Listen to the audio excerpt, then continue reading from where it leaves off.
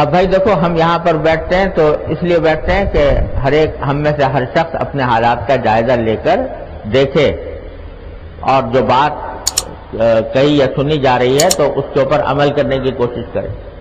تو ہر شخص کے ذمہ یہ فرض ہے، اللہ تبارک و تعالیٰ کی طرف سے فرض عین ہے یہ، کہ آدمی اپنا جائزہ لے کر دیکھے کہ بالغ ہونے کے بعد سے میری کتنی نمازیں چھوٹی ہیں۔ اگر چھوٹی ہیں تو ان کو فوراً قضا کرنے کی فکر میں پڑ جائے، اور روزانہ، اور اس کا بہتر طریقہ یہ ہے کہ اپنے پاس ایک کاپی میں لکھے کہ میری اتنی نمازیں قضا ہیں، میں اس کو فلاں تاریخ کو ادا کرنا شروع کر رہا ہوں، ہر روز 5 نمازیں، 5 نہیں بلکہ 6 ہونی چاہیے، کیونکہ وتر کی بھی قضا ہے، وہ کر رہا ہوں۔ اگر میں اپنی زندگی میں نہ کر پایا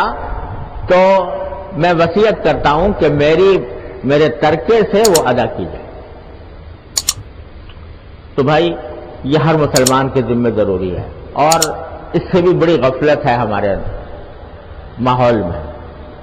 چلاتے رہتے ہیں، ٹھیک ہے بھائی کر لیں گے کر لیں گے کر لیں گے، اس کی طرف دھیان نہیں ہوتا۔ اس درجہ ہے کہ سلطان ٹیپو مرحوم کے بارے میں لکھا ہے، ان کے حالات میں انہوں نے ایک مسجد تعمیر کی تھی اپنے شہر میں، سرنگا پٹم میں نے بھی دیکھی ہے وہ پچھلے سال وہ مسجد۔ تو جب مسجد تعمیر کی تھی تو انہوں نے یہ کہا کہ بھئی کوئی ایسا شخص نماز پڑھائے جو صاحب ترتیب ہو۔ صاحب ترتیب اس شخص کو کہتے ہیں کہ جس کی کوئی نماز قضا نہ ہوئی ہو، نہیں اس کے ذمے کوئی نماز نہ ہو، اگر ہوئی تو اس نے ادا کر لی، قضا کر لی۔ تو بڑا مجمع تھا اور اس میں علماء بھی موجود تھے، لیکن جب انہوں نے یہ اعلان کیا کہ کوئی ایسا شخص نماز پڑھائے کہ پہلی نماز کہ جو صاحب ترتیب ہو، تو کوئی آگے نہ بڑھا، اس لیے کہ کوئی نہ کوئی نماز کسی نہ کسی کی رہی ہوئی تھی۔ جب کوئی آگے نہ بڑھا تو آخر میں سلطان ٹیپو مرحوم خود آگے بڑھے اور کہا کہ آج مجھے افسوس ہے کہ آج مجھے اپنا راز افشا کرنا پڑ گیا، الحمدللہ میں صاحب ترتیب، کوئی نماز میری چھٹی نہیں بالغ ہونے کے بعد۔ تو معلوم ہوا کہ یہ غفلت اتنی ہے کہ ٹھیک ہے اب تو نماز پڑھنی شروع کر دی، لیکن جو پیچھے کی رہی ہوئی ہیں نمازیں ان کا دھیان ہی نہیں، ان کی فکر ہی نہیں۔ اور اس وقت علماء بھی تھے لوگ، لیکن پیچھے رہ گئے۔ تو بھائی توبہ تفصیلی کا پہلا کام نمازوں کی ادائیگی، اس طریقے سے جو میں نے عرض کیا۔ پھر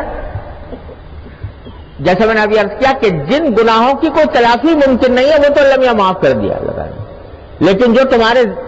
اختیار میں ہے جس کی تلافی، وہ تلافی کرنا تمہارے ذمہ ضروری ہے۔ جس طرح نماز کی قضا ہے اسی طرح روزوں کی بھی ہے، اگر روزے چھوٹے ہوئے ہیں تو ان روزوں کی قضا کرنا، اور اس کے اندر بھی یہ تمام کرنا کہ آدمی وصیت کر کے جائے کہ اتنے میرے ذمہ روزے ہیں، میں آج سے اس کی قضا کرنا شروع کر رہا ہوں، اور اگر میں اپنی زندگی میں نہ کر پایا تو میرے ترکے سے اس کا فدیہ ادا کیا جائے۔ یہ وصیت کرنا بھی ضروری ہے۔ کیوں ضروری ہے؟ اس واسطے کہ اگر آپ وصیت نہیں کریں گے تو چاہے آپ نے بڑی دولت چھوڑی ہو، ورثہ کے ذمہ لازم نہیں ہے کہ وہ آپ کا فدیہ ادا کریں جب تک آپ نے وصیت نہ کی ہو، کیونکہ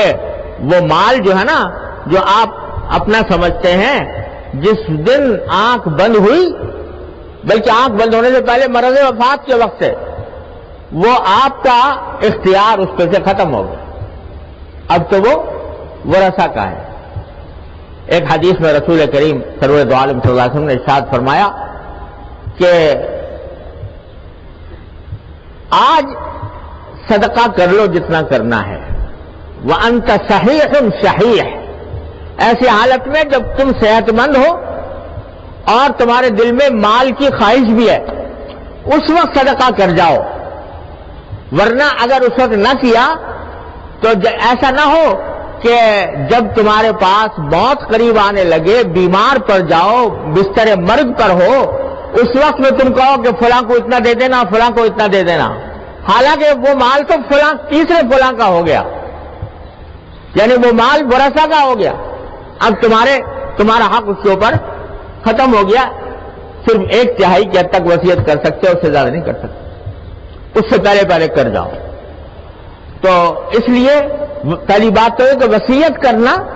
ضروری ہے نماز روزے دونوں کی کے فدیے کا، اور اگر وصیت نہ کی، سارے ورثہ پورا مال وراثت بانٹ کر کھا گئے اور آپ کی کا فدیہ ادا نہ کیا، ان کو کوئی گناہ نہیں ہوگا، ان کے اوپر کوئی موال نہیں، نہ ان سے شریعت کا مطالبہ ہے، نہ ان کے اوپر فرض ہے، نہ ان پر واجب ہے، کیونکہ آپ نے وصیت ہی نہیں کی۔ لیکن اگر وصیت کی تو وہ وصیت بھی 1/3 کی حد تک نافذ ہوگی، یعنی اگر فدیہ ان کے کل مال کا 1/3 کے اندر آ گیا تب تو ان کے ذمہ واجب ہے کہ وہ فدیہ ادا کریں، اور اگر اس سے بھی زیادہ ہے 1/3 سے زیادہ تو ان کے ذمہ واجب پھر بھی نہیں۔ اس لیے وصیت کرنا ضروری ہے، نماز کی بھی اور روزے کی بھی۔